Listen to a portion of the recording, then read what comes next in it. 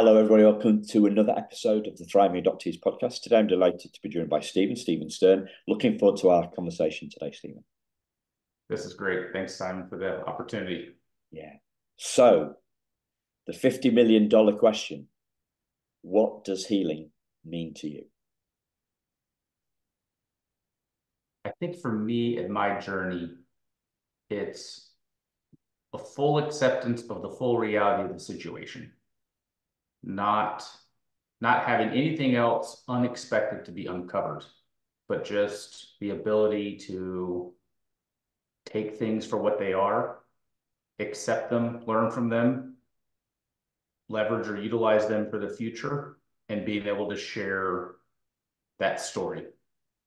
I remember early on, I had some counseling, and the counselor shared with me something that was marriage counseling, but it applied in this situation. And that was, the more that you share your story, the more you accept it for yourself.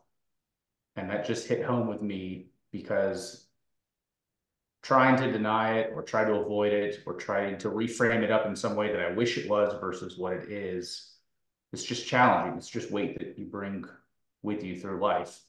But if you can just share your story, the good, the bad, the pain, the hurt, the ugly, the positive, I just felt like that was a very key little comment that has made a huge impact in just accepting things that are outside of my control, but maybe they were there for a purpose. Yeah. There's a lot there, buddy. Yes. There's a lot there. Absolutely. There's a lot there. It sounds like, for me, like if I was to sum it up, it's kind of like a wise, it's a combination. It's a cocktail of wisdom and acceptance. Yeah. Yep. Yeah, it's sometimes it's hard to accept the truth about things, and we tend to go with what's safer, and sometimes what seems safe is less painful, but there's always maybe an underside to that that we don't see, and that's a lifetime just avoiding things or missing on the value of things or stepping away from the pain that we have. And another great phrase I heard somebody say was, if you choose to look at it like this, that your pain can lead to your passion or your purpose.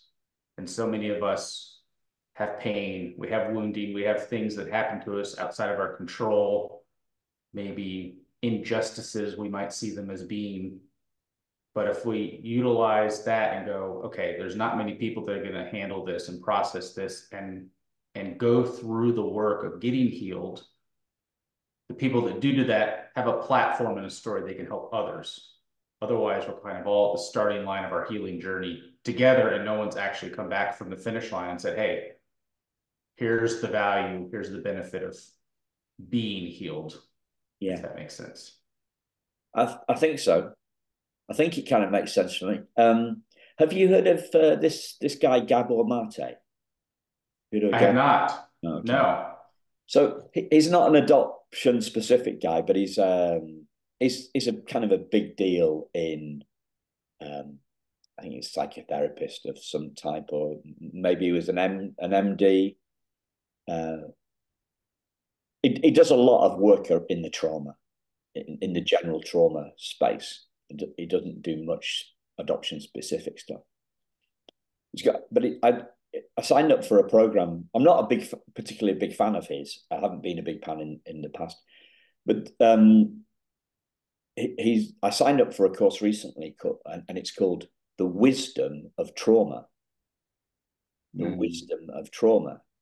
And I was thinking, that's a pretty cool title, because you don't see, like, have you ever heard wisdom and trauma together in the same sentence? Yeah. It's a totally turn it on its head view. And I guess the wisdom word was that's why was it top of my mind, because I just seen that, right, just before we we're talking, but it also seemed like a good sum up, wisdom and acceptance. And as I think about the word acceptance, especially, I'm thinking like, what's the opposite? What would you see as the opposite of acceptance? I think rejection is the first word that comes to my mind. Yeah, rejection's a tricky one with us, isn't it? With other adoptees, right? But you're talking about the rejection of what? Are you talking about the rejection of a truth? Um, Sure, it could be that. I mean, rejection can be a perspective too. You know, as an adoptee, the natural question that comes to everybody's mind is, why did you not keep me? What, regardless of the purpose of the situation, just that natural first thought that anybody would come to is, so why not me? Right? Now, whether you are an infant or a child or a teen, whatever age you are when your adoption story occurs, it can obviously be or seem to be something different. If you're an infant, you probably don't have that thought. But if you were to get adopted at, say, 10, for example, you might go, so what's wrong with me? Like, what did I do something wrong? Probably not the case at all. But that idea of not being fully accepted for who you are, or something more important than you, maybe how you view your biological family, parent, mother's decision as being rejected. And I didn't ever really feel that. My story was something that there was a purpose, an intentionality, um, a positive desire from both parties, that it wasn't a I don't want you. It was, I want you to have a better life than I'm able to provide. And that was, I think we had talked about, like a very defining healing moment for me was having a conversation with my biological mom, and that matching with my adoptive parents' story on what was my purpose of adoption. And I wasn't discarded because I was an inconvenience. It was behaviors that led to a pregnancy and a mom who was young and scared and did the best that she knew how to make sure that I didn't feel rejected or terminated. And I would be in a home where I could be loved and accepted because that wasn't what she was able to provide herself. yeah. And that made a huge, for me, and I guess everybody could be different, feel different, have a different perspective. But that cloaked the whole situation in a very positive light in my mind than a lot of other stories that are out there Yeah. that maybe don't have that dynamic. And talk us through that um, that that healing moment. What can you put a bit more detail on it in terms of the uh, yeah, in terms of the specifics and the feeling afterwards and the shift before and after, or just Yeah, absolutely. That it is a very clear moment in my mind when I stop and think about it. So I reconnected with my biological mom over the phone at age 20. So I called her on a Saturday morning out of the blue, had a conversation. It's the most awkward, uncomfortable, yet intimate conversation I've probably ever had in my entire life. But that brokered the ability to start building a relationship with my biological mom and her family. And, and we connected, got to know each other a little bit, kind of tested out the waters of what each of our intent was in reconnecting. And when I went down there to visit, rove at her house, went into the living room, got to meet her husband, my half siblings, and she had a little packet of materials that she had kept from when I was a child. My original birth certificate, my original social security card, some pictures, some medical documentation, etc. And I remember sitting down And the question that I wanted to know most was, so why did you choose to put me up for adoption? Right? Like I knew what my parents had told me, but I wanted to hear it from her. And she said, I couldn't give you the kind of life I felt you deserved. And I felt that I just felt like, okay, so this is all done with the best intentions of the situation. She was very raw and candid. She cried, I cried. And that was like the moment that I'm like, okay, you did this with the best intentions that you know how as a 17-year-old girl with no real family support that was going to help you raise this child. I can't argue with that. And my parents had always told me that she wasn't able to take care of me and she wanted me to have a good home with two parents and the resources to be able to raise a kid. And that story, my adoptive parents always told me, and my biological mom sharing that one or two sentences of why she did what she did, it just removed all of the unknowns that I had, other than some just practical things, hereditary, etc. But like the why behind the whole situation, it just settled in my heart, and I was okay with it. Still had other questions, but like the core wound that could really be ripped open or destroyed just kind of closed in that moment when she told me the exact same reason my parents understood was the reason why she put me for adoption. Yeah. So in a word, it sounds like selflessness on her part. Absolutely. She had no ill will towards me, no ill will towards my biological father, none towards her parents. It was just she genuinely wanted to have this child that she wasn't planning, expecting, or equipped to raise to have a good home. And there wasn't anything I could be disappointed, upset, hurt, angered by when someone tells you I did the best that I could, and you just put that context of a scared, pregnant 17-year-old in the 80s working at McDonald's. I mean, she didn't have anything else to turn towards. And so the other comment she said in that sentence that I will never forget, that was probably the most meaningful comment, was she goes, I gave you up, and I hope that one day when we reconnected, you would be proud of me. And I just thought, what mom would ever say that? Like, I'm the kid. My thought is, hey, let me make sure that you're giving me up. I validated your decision, right? I was a good representation of who you hoped for me to be. That wasn't how she was thinking. She wanted to continue to live her life so that if I ever found her, she wanted to be someone that I would honor and respect and was proud of her being my mom.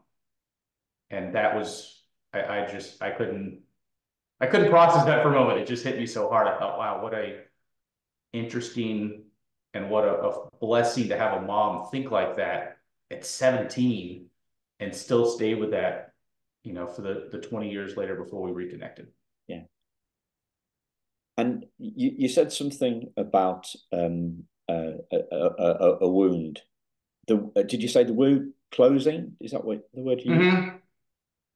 So, had the wound been about questioning?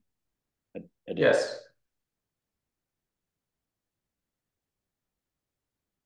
I was thinking about this issue, that our brains go into overdrive, especially around the why question. Yes. And it struck me that if I was to look at defining what healing was around that, it's probably an or. It's two things, right? So it's either getting to the truth, like you did, or it's being at peace with not getting to the truth. Agreed. Because otherwise, we're always, are we always going to have more questions? Well, let me ask you that, right? So, did that lead to a cessation of the questioning of your internal questioning? No, I still had lots of other questions, less less painful questions. But once the why had alignment between what I was raised with someone that I knew was not a biological parent, but they took the responsibility, accepted the responsibility of raising me, and what they shared with me as my why, how I was brought into the world. And once that was validated and confirmed from my mom directly in her why, that was like the biggest, I think, pain point was having continuity there. Yeah, But then, of course, I had other questions. other questions. But Um, there was less riding on those questions, though, right? yes, 100%. So the getting they were less important questions with less importance attached to the getting the answers of them. Yes. So it took the Yeah. sting. It took the sting out of the questions, really. And Yes. the rest of them maybe, I don't know, icing on the cake. I'm trying to. So Sure. what I really haven't got an answer for this. But what would you say to somebody that is listening that says, well, it's okay, it's okay for Stephen because he got to his answers. I haven't got the answers that I need. My questions still have a lot riding on them. Yeah. Um, and it's all right for him. What would you say to somebody in that position? There's a lot of situations in life that have unopened or unanswered questions that we go through. And we're always asking the why. I mean, little kids as they grow up pester and harass your parent, why? Like it's you're just trying to understand. And I think there's just a human desire that if you knew why things happened, you'd be able to handle or have a better perspective on it. I was very fortunate with my adoption story to have two completely separate entities have a story that matched. And I think that's the best thing that if someone's looking to give their child up, be honest with yourself and with your child why. If you're looking to adopt a kid, be honest with as much of the story that you can find out, because that truth continuity, if you want to call it that, I think is very important for putting those kinds of answers in your kid's mind so that it doesn't become more traumatic. If that's not your story, and I realize mine is probably the minority of stories, which is what makes it so unique and special to me. I think if the questions you had were a puzzle and you're missing 5, 10, 20, 50 pieces, the only thought that comes to my mind is what can you do with what you have, right? You may not get all the answers, but is there some way that you can impact or share your story in a way where the pieces that you do have are not without a purpose? There's not something that can be gleaned from them. Um, so I have a sister, a younger sister. She was also adopted, same adoption agency, very different adoption story.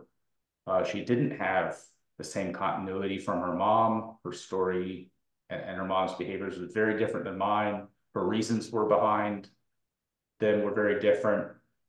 And my sister and I are obviously different people, different perspectives, different experiences, different personalities. But she has really struggled because she hasn't gotten the clarity from her mom that matches up with the same story my parents shared with me about mine. She shared with hers, and it's true. But from her mom, that has been a disconnect. And that's been very traumatizing for her. And watching that play out in her adult life of trying to fix things in herself, in her own family, her own future that fill in those puzzle pieces that she didn't get answers for. And the only thing I've ever encouraged her is, hey, do what you can with what you have, because you may never get all the pieces. But you didn't have a say in the situation. So being, maybe this comes across too hard, but being kind of a victim to other people's decisions about you is a way to respond. But if you're able to use your story and accept it and share it with others, I believe that the more that you accept your story with the missing pieces, the more those gaps kind of come together, and you may have an incomplete puzzle, but you have complete healing and acceptance of your story. Yeah.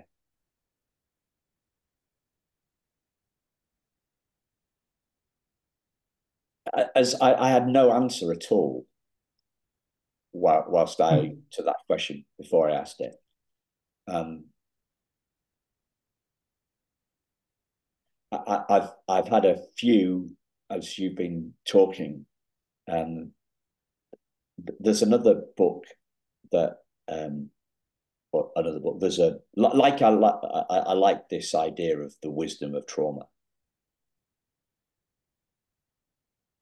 I Somebody recommended this book by, and I think the lady's called Tara Branch or Tara Brack or something, and it's called Radical Acceptance. Mm. So that sounds like a good idea, right? Radical acceptance, like a radical acceptance. Okay, so if we could be, like if we could be radically accept accepting, what's the word? Accepting, yeah, that's the word, isn't it? Radically Mm-hmm. accepting of the holes in our story. You know, what about that? That for an idea. That sounds pretty cool. Right? Radically, if we could see if we could see the wisdom in our trauma, and if we could be radically accepting of the gaps, the holes in our story, that would be pretty cool. Um, and another thought that came to me was uh, there's a book by an adoptee. I think she's called Anne Fessler, and it's something like the story. It's a story about the girls that went away, right? And it's about birth mothers. So if we can't get the truth from our birth mum, then maybe have a look at some of the truths from people that have gathered. So that unfashionable, and also you could like check out some of the stories on the podcast. So I'll put some links in. I think we've had 4 or 5 birth mothers on the show, so we could do that. We can't get the information that we want from our birth mother. Maybe it would be useful to explore what other birth mothers said. And then the third thing that came to mind was from a guy who I'm a fan of. I name check all the time, Rupert Spira.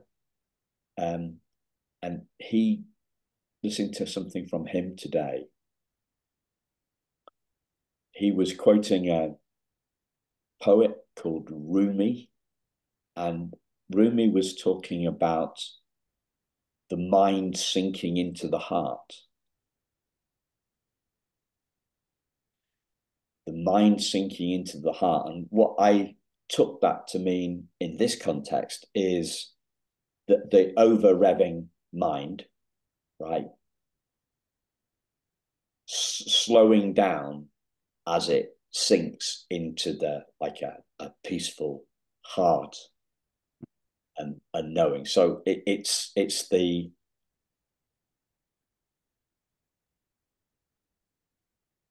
chatter in our head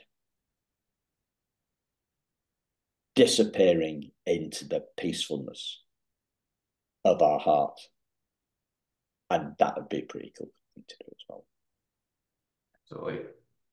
Yeah, that inner dialogue that we all have, and scientists say, men and women, it's a little different, but the amount of conversations that we have with ourselves on a daily basis that we don't even consciously realize or take note of, it just becomes kind of the way that we operate, is, I feel, a huge aspect of how you deal with some of those healings. What do you tell yourself?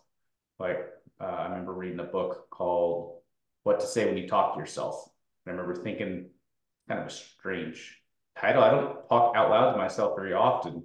And he wasn't talking about, talking verbally and conversing with yourself in that way. It was more of those inner thoughts, like what do you tell yourself? What do you believe about yourself? What do you believe about others?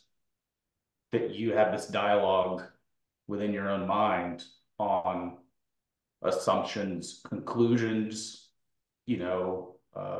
things like that, versus, well, let's find the real information or let's find the truth. But that's scary and painful because sometimes the story we tell ourselves we like better than the reality. So it's way easier to stay in our heads in a sense and go, I like this story, than it is to go, how do I get healing from the truth? And we've all heard whatever source or kind of belief system you have about the truth sets you free. I tend to believe that's a very true statement. Doesn't mean it doesn't come without pain and work and processing, but to really not have shackles in your life, knowing the truth, I think is a big part of that. To the degree that you can, like you're talking about, you may not be able to get the complete picture. Have you heard of a book called The Chimp Paradox? Have you heard of that book? I have heard of it. I have not read it though. Yeah.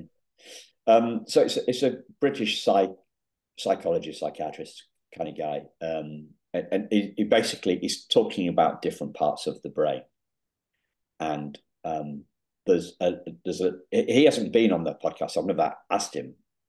Maybe I should. I don't know, but I have had a neuroanatomist on the show fairly recently called Jill Balty Taylor, and she talks about the different four different characters, the four different parts of our brain, and one part, and she goes through one, two, three, and four, right? And one of them, and it's in our left brain. It is actually the receptacle and the voice of all that negative self-talk. So she's a neuroanatomist or neuroatomist, she calls herself. I can't remember what she's saying, but she's saying, and it's there. Do you know what I mean? So she's able to take something that we're all really, well, not all, but a lot of us are aware of the fact that we have a voice in our head, and aware that there's different parts of our brains are fighting against one another, right? Or disagreeing. Let's go to fighting with each other or disagreeing with one another. And but so we're aware of that. But then for a neuroatomist or whatever to say, actually, there's a part of your brain that does that. It somehow, for me, there was a relief around that. I'm not making this up. Yes, I'm not making this up, and there's a lot of psychological education out there, lots of trauma education out there, and there's not a lot of healing education out there. But this would seem that kind of trauma education piece would seem to bring the peace, that peace brings me some peace somehow. I can see how the different parts of my brain differ, and that somehow brings me some peace. Yeah. I've been aware that the different parts of the brain. I've listened to that Steve, the Chimp Paradox book, and I found it very, very complicated and very, very long. But I'd somehow forgotten that there are different parts of the brain until I listened to another interview with this Jill Balty Taylor today. So that brings a bit of peace. So that's radical. That's my thoughts on acceptance. I don't know what you have. What I, comes off? I just Yeah. heard somebody say something recently. People don't overthink positive thoughts. They only overthink negative outcomes. And I thought, interesting. It's true. If you're excited about something, you think you're something going well, you don't tend to put a lot of over analytical thoughts into it. It's if you're concerned, you're hesitant, you've had bad experiences, you tend to be maybe a glass half full type person. That tends to be where those subconscious thoughts and that voice starts really just chattering away with what if, what about, those types of thoughts. And I just never thought, I never heard somebody so succinctly describe a positive thought doesn't tend to not have over analytical, whereas something that's trending negative or less optimistic tends to have more overthinking. So just a Yeah. interesting thought that someone shared on that helps for me guide, okay, am I thinking positive about something? Am I exploring things with what can I learn and glean from this? Or am I kind of exiting the situation because I'm overthinking? And if I'm really honest with myself, what could all go wrong? Right? And just overthink myself right out of doing anything about it. Yeah. I think that there is an inherent negativity bias Mm-hmm. that is there to try and keep us safe. Um, and I, when I get near this, I remember a story of me water skiing with my friend and his brother, and I was so the brother is driving, and he's on the right hand side of because it's Brits, right? He's in the right hand seat, and I'm kneeling at the I'm kneeling my friend. So my friend is water skiing. My friend's brother is driving. I'm kneeling in the back seat, looking back at my friend, right? And then Mm-hmm. suddenly the boat does a 180, like on a sixpence. It just flips in front of it, and I'm like, and I go over the side, not actually into the water, but I bang my stomach on the side of the boat, and and it wins me. And I get up and I'm like, I get back up and I'm like, what the heck? I can't get the words out, to say to my friend's brother, what the hell have you done? And then I look at him and he's sat he's moved from the right seat to the left seat of the speedboat, and he's still holding the accelerator in his hand. It's snapped. So what had actually happened was the cable from the steering wheel of the cable, yeah, the cable from the steering wheel to the outboard motor had sheared, had snapped, and outboard engines have an inbuilt negativity bias. They have an inbuilt bias one way. They don't. It's like rudder steering. It's not true all the time. It's slightly off. So Mm-hmm. the inbuilt bias caused the thing to flip. The whole thing flips. So that's what I think about that's my metaphor for the inbuilt negativity bias that we have as human beings. Um, Absolutely. but it's a good thing, isn't it? What would life be if we were overthinking Yeah, positive? right. Yeah, I mean, life comes with its challenges, its pain, its disappointment, its missed opportunities. And I think a lot of that comes from just unmet expectations. That's a big thing as we go into life expecting things in a certain way with a certain set of lenses on. And then when things don't pan out like that, how we respond has a lot to do with where we go from there, but there's a lot of different ways to respond because of Yeah. our own unique experiences and journeys. One of the wisest things I've heard about expectations was an adoptee, is from an adoptee who's also a shrink. I wish I could remember her name. That's embarrassing.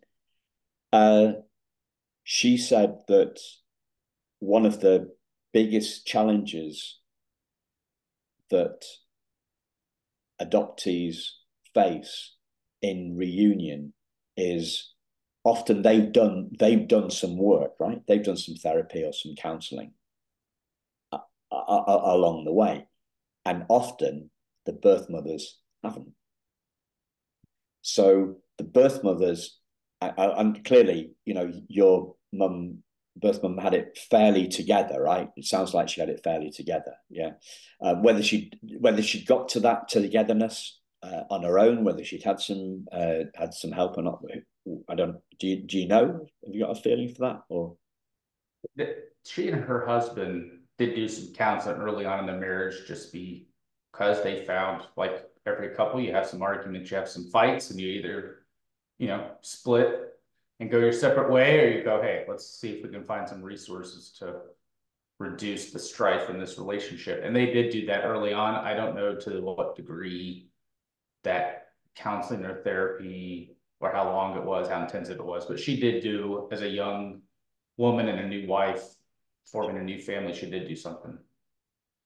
So we we have done some work. We've moved on, um, and this therapist said often birth mothers they haven't done any work, and therefore they're still stuck.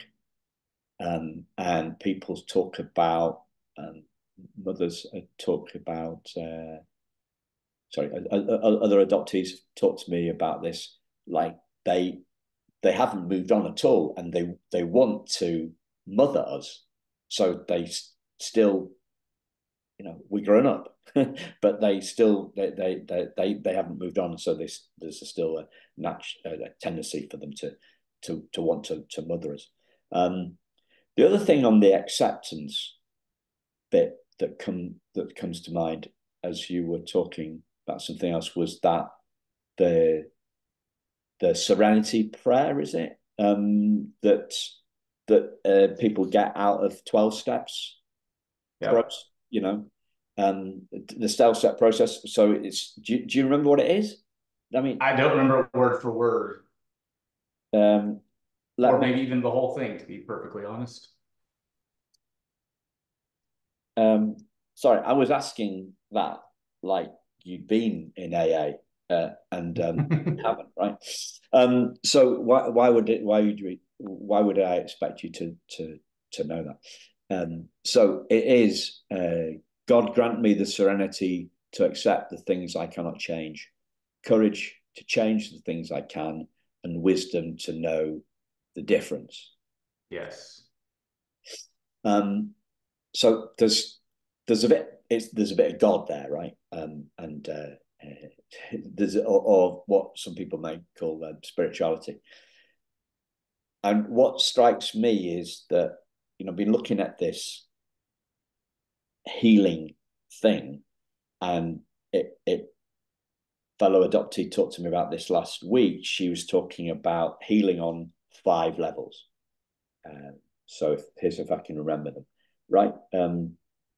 Psychological, emotional, spiritual, biological, and relational.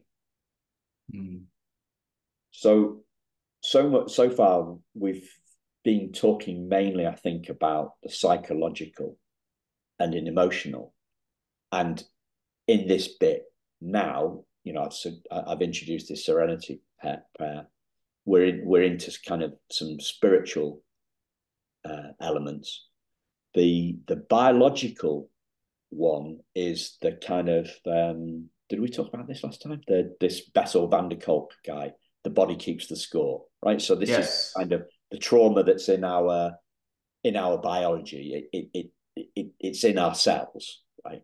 Um, and then the social and the relational one is the kind of like the healing in community, healing in, um,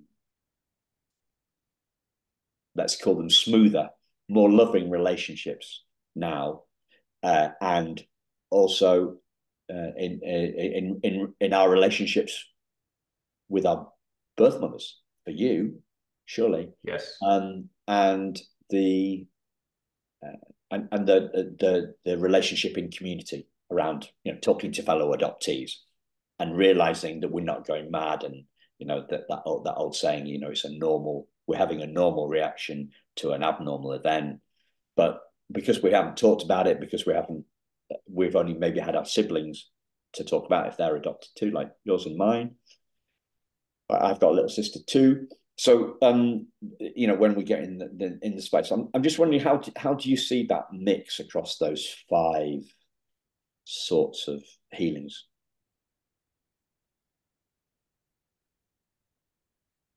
The physical is something that I've only recently started diving into with what you just said, the book that you mentioned, The Body Keeps the Score. I don't know that that is necessarily the trauma that that book talks about. I don't know that that specifically applies to the action of adoption, but it certainly applies to just your upbringing, right? You have, your hereditary nature, your environment that comes through your DNA and the environment that you were raised around, right? And you have some of those dynamics there. Um, talks a little bit about what some people refer to as generational curses, which doesn't necessarily have like the wizardry or the spiritual things, just maybe thought process and behaviors that have been accepted in one generation. And so the next generation goes, well, this is an acceptable way to behave. And they continue it on, whether it's, alcoholism or whatever form of addiction, or it's just, your first, second, third, fourth, fifth marriage, whatever the case may be, that thought process can get passed down as well. The relationship side of thing has definitely been something that's been a journey for myself. Not as much with my biological mom, quite honestly, more with my adoptive mom. Right. If I'm perfectly frank, I've probably had more challenges and just trying to understand and accept their way of parenting, their intent and desire, and how they raised me, and having less continuity in their own walk and talk. More so, I think, than even just the fact that, oh, I was raised by someone that I'm not technically related to. What was the story of that? And I think my healing moment came from just getting that answer from my mom the first time I met with her. The spiritual side is definitely something that has been on my mind and heart the last few years. And I don't share this with kind of a religious bend or connotation per se, but just for me, understanding who I am as a person, whose I am, right? If you're someone that believes in a higher power or creator, like you were created with a purpose, there's a purpose behind your story, even if you have all the pieces and it just doesn't sit right with you, or you're missing a lot of pieces, or the pieces are broken. The understanding of there's a purpose for this. It's not a haphazard, somebody didn't create you to have a train wreck life without a purpose behind it. And so I spent quite a lot of time really these last few years, as my wife and I think about starting to have kids, just trying to dive deeper into like, who am I? Whose am I? And if I accept me, the byproduct of that is I start accepting other people and their stories, their flaws, their mistakes, their poor judgments. You get an understanding that they did the best they knew how. They probably didn't have somebody in their life, parent, family, friend, mentor, coach, giving them things. And once you can accept your story, forgive yourself for the judgment that you might play in being part of the trauma, which I don't think for most of us, that's really the case. We tend to think like that sometimes. But if we can accept ourselves and our story, then the byproduct is as we hear other people, maybe it's adoptive family, biological family, you can understand their story. And when you understand their story, that propensity in my mind of being offended or being resentful And resentment's really a prison that you build around yourself because of what someone else did. It doesn't affect them really. Resentment is something that eats at you. But if you can accept yourself and your story, then you can accept the other players in your story that did things the way that was modeled or the way that they thought was best. Yeah. I don't know if that helps, but I mean, there's a lot that goes into it. Yeah, there's a lot there. I just want to pick out a couple of things, or one thing really. I'll put three things together. Okay. Okay. So you talked about your birth mum, you've talked about acceptance, and you've talked about resentment, right? So one of the biggest things I think we have, one of the biggest things that I think we as adoptees, sorry, what gets in the way of acceptance for for a lot of us is the resentment to our adoptive parents and sometimes birth parents as well. Um, it's like the barrier. Um, the question that was forming as you were speaking was, what stops us, or what has stopped you accepting things?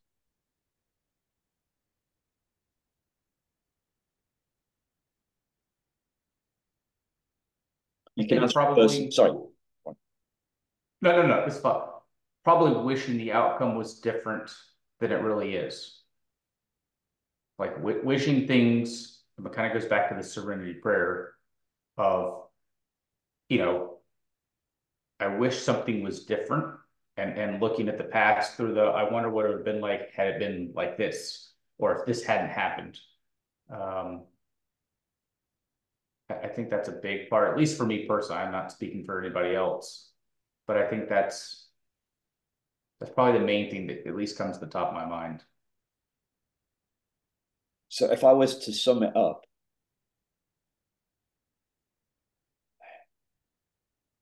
firstly with the birth parents, resentment towards the birth parents, it's been, what, or it might be kind of forward thinking.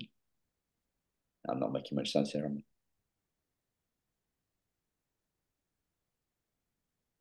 I've mentioned this idea, it came to me a few weeks ago, is that we are, a lot of us, myself including, um, judging 60s and 70s parenting on 2023, 2024 trauma, education, knowledge. And it's not fair because it's like 50 years. We're judging people on stuff that happened 50 years ago before this. Well, Primal Wound wasn't even written until 1992 or 93. So by that time I was 26, right? So how can we, that resentment piece, why weren't they better?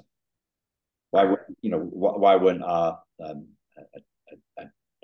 why weren't our adopted parents better? Why didn't they parent us better? And I think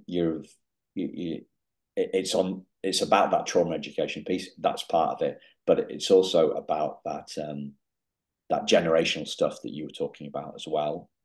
So they had the what were their role models like? Right. How were they parented, and how were they parented? And you can kind of go on forever. But what did you say? Resentment is a prison of our own making. Is that what you said? Something like that. Yeah, resentment is a prison that we build around ourselves because of the hurt that someone else inflicted on us. But it doesn't imprison them, right? It's something that nags on us and holds us back because most people are not spending their time thinking about, is someone resentful towards me? They're living their life. You have feelings towards them. And it's kind of goes back, it seems, to that conversation of your inner dialogue. Like you're the only one dialoguing about how you feel towards them. And usually resentment is not conversations you have. It's that quiet voice that kind of builds up these thoughts repeatedly that you have towards them. And that becomes this prison that you build around yourself. And they're completely unimpacted by the prison you built around yourself, Yeah, thinking that it would be, affecting them. I heard someone else say, it's like you swallowing poison thinking it's going to kill the person next to you. It doesn't really work yeah. like that. But it's hard. I mean, that's probably one of the biggest struggles people have out there is forgiving people for doing things they felt were unfair, unjust, and wrong. I think all of human existence has struggled with how do you forgive. I'm not a big advocate of forgetting. I don't think most people think that forgetting is even healthy or wise, but being able to forgive someone and not judge them, you use the term judge. It's a journey and a process for all of us, regardless of how severe our trauma was or the players in all of that. It just takes a lot of intentionality and time to work through that because it's kind of how we were created, it seems. I've heard that poison. I've heard that poison metaphor as well. I like that too. Um, and you summed it up far quicker than I can remember it. So that I was because I was going to point towards it, right? But I thought I can't bloody remember it. The uh, I I also heard something about forgiveness. Is that um, that relies on the assumption that there is something to forgive in the first place. So I'm struggling to put that into words. What if there wasn't? What if we could be radically acceptant? What if we could take a leaf out of what's her name's book, Tara Brack's book, and be radically acceptant, and actually, rather than thinking, I, you know, I must forgive them. I must forgive them. What if there was nothing to forgive in the first place? Hmm. I remember hearing a message that um, someone shared, and I remember the visual image. Actually, there's two of them, and they were completely separate people, completely unrelated. Just the two images in my mind came together well. The first one was, you know, what creates the resentment, the animosity, the grudge that you hold against someone. He had this display and he took this piece of wood and he stuck it in the ground like you were putting a fence together. And he goes, the first time that your life has an expectation and it's not met, we're going to put this piece of wood here in the ground.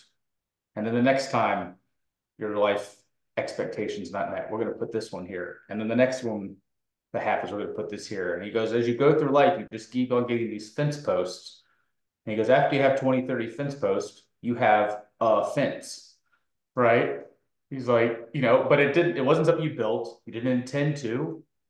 People didn't necessarily intend to do it to you, but unmet expectations over and over and over again, we call it being offended.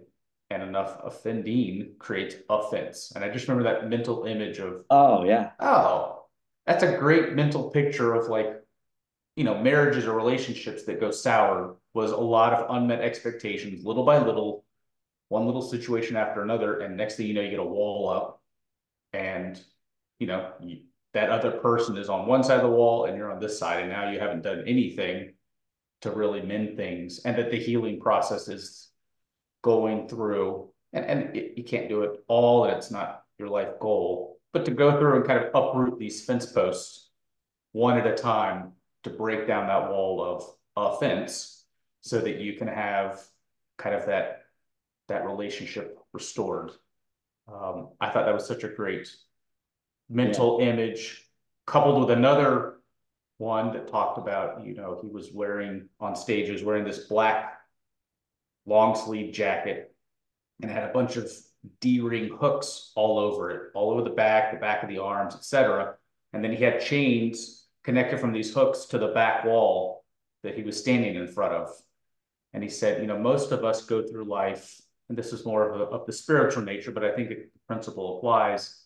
We're trying to get as far as we can as we go through life without ever unhooking the chains that hold us back, right? I just was thinking that's a great kind of mental image of you're going to go as far as you address the challenges, the pains, the hurt in your life, because they're just going to attach you to where you are. And you mentioned the body keeps the score, same kind of information on things that aren't addressed get stored somewhere. And whether it's in your physical body or it's in your mind with your little self-talk, or it's the relationship that never gets restored, it's the healing that never happens, it's the therapy you never take. If you don't go back and face, I need to unhook this chain, I need to unhook that chain, I need to unhook this chain so that you can make progress in life, healing, whatever the case may be. Those two mental pictures have just been so helpful and encouraging for me to do things that are maybe scary or uncomfortable, like facing the reality of the situation or who you are or your deficits in life, your fault or someone else's.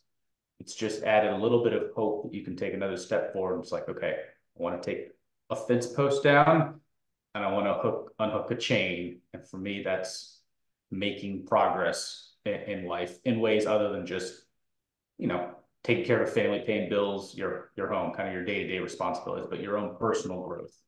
Yeah. So those were two things that would have been very helpful to have mental pictures of in working through your healing journey. Yeah. So you were talking about starting with one fence post, and you were talking about building a fence. Mm-hmm. Were you also talking about taking offense? Were you talking about both? Offense Yes. and not offense, no, as in offense, defense, American football, right? Right. That you're talking of taking offense, Yes. building Yes. offense and taking offense. I like that. Yeah. Your other metaphor with the jackets, I thought you were going to say just take the jacket off. That would be fair too. Sure. Sure. Um, We could probably theorize we different could, ways yeah. to take that analogy for sure. I came up with something yesterday on metaphors, so I want to try it out on you. So the idea is we're talking about the word grasp, right? So grasp has two meanings, like the fence metaphor, right? A fence Mm-hmm. is something we can grasp, and therefore a metaphor takes something that is abstract and turns it into something that is concrete. And when it's concrete, we can grasp it. We can grasp the concrete physically, and we can grasp the metaphor. What's the word? Intellectually. Mm-hmm. And I thought that's why metaphors are so good, because otherwise it's just willy nilly, abstract, vaporous, vapor stuff Right. that nobody can get there. We can't get our head around it. When we say that, don't we? We can't get our head around it.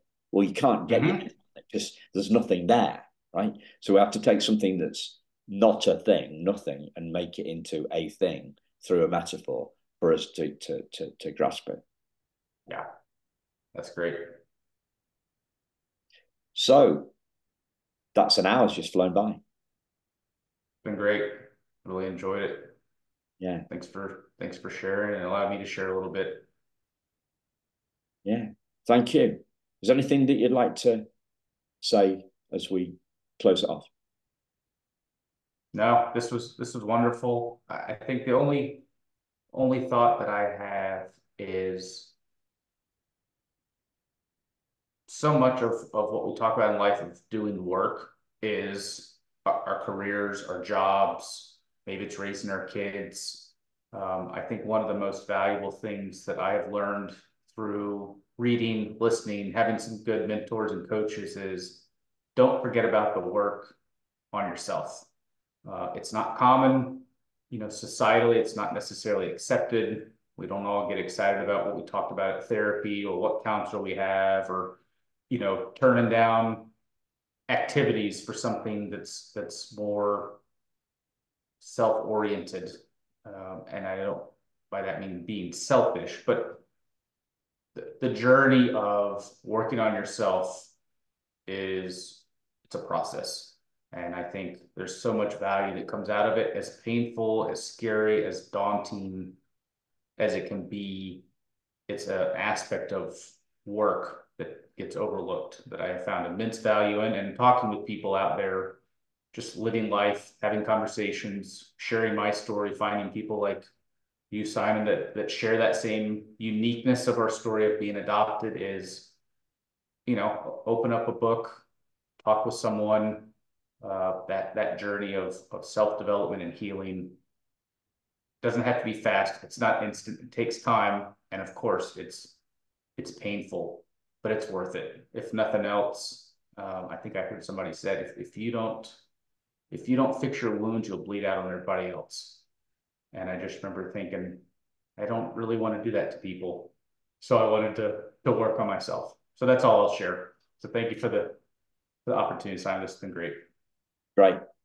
Thanks a lot, listeners. We'll speak to you again very soon. Take care. Bye.